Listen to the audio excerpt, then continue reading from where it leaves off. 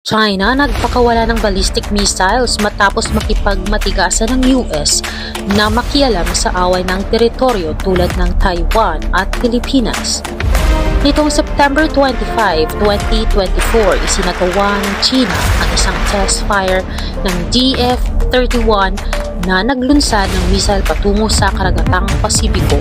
Ang missile ay lumipad ng 12,000 km gamit ang dummy warhead na nagpapakita ng potensyal nitong abutin ang malalayong target. Paano pinoprotektahan ng DF-31 ang China laban sa mga banta? Ano ang espesyal na katangian ng DF-31 na nagpapasikat dito kumpara sa ibang missile? Bakit mahalaga ang pinakahuling pagsubok ng DF-31 para sa buong mundo? Gaano karami ang DF-31 ng missiles ng China para sa kanilang depensa? Halika, alamin natin. Ang mga Intercontinental Ballistic Missiles or ICBMs na tinatawag ay mahalaga sa militar ng isang bansa. Isa sa mga kilalang ICBM ng China ay ang Dongfeng 31 o yung tinatawag nilang DF-31. Alamin natin kung bakit mahalaga ang missile na ito at ang mga kamakailang test fire na ginawa dito. Ang DF-31 ay hindi lamang isang missile. Ito ay simbolo ng malakas na kakayahan ng China sa teknolohiya.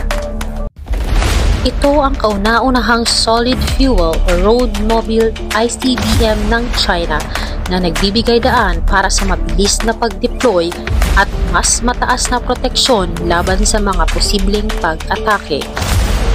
Inilunsad ito noong kalagitnaan ng 2000 bilang tugon sa mga banta sa mundo. Sa paglipas ng panahon, nagkaroon ito ng mga pagbabago kasama na ang mas advanced na mga bersyon tulad ng DF-31A at DF-31AG.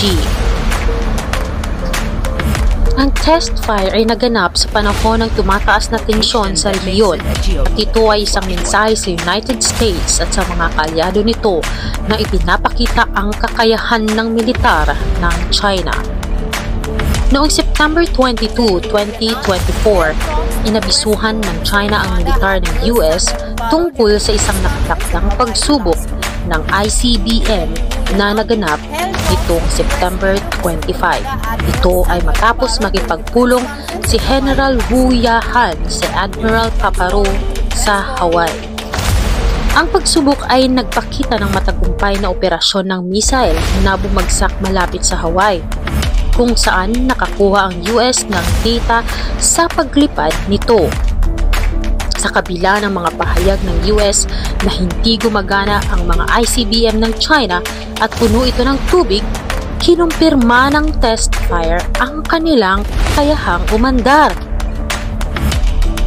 Habang nasubukan ng DF-31 ICBM, hindi ito ipinakita ang mga advanced na kakayahan sa pagmaneuver na inaasahan sa mas bagong modelong DF-41. Inabisuhan ng China ang US at France tungkol sa pagsubok o test fire dahil malapit ang mga ito sa ruta ng paglipad ng missile. Mayroon ng China na patakaran na no first use sa mga nuclear weapon at layunin nitong ipakita ang isang maaasahang kakayahang magbigay ng pangalawang pag-atake na nagtitiyak na ang kanilang nuclear arsenal ay nakalaan para sa depensa. Ang mga bansang walang nuclear weapons ay hindi dapat mag-alala sa mga pagsubok ng China dahil hindi sila ang target nito.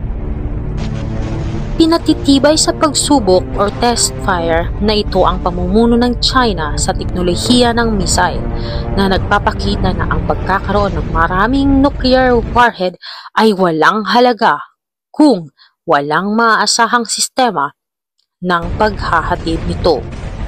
Kung ang US ay makikialam sa kalayaan ng Taiwan, ang magiging resulta ng kanilang desisyon ay nasa kanilang mga palad.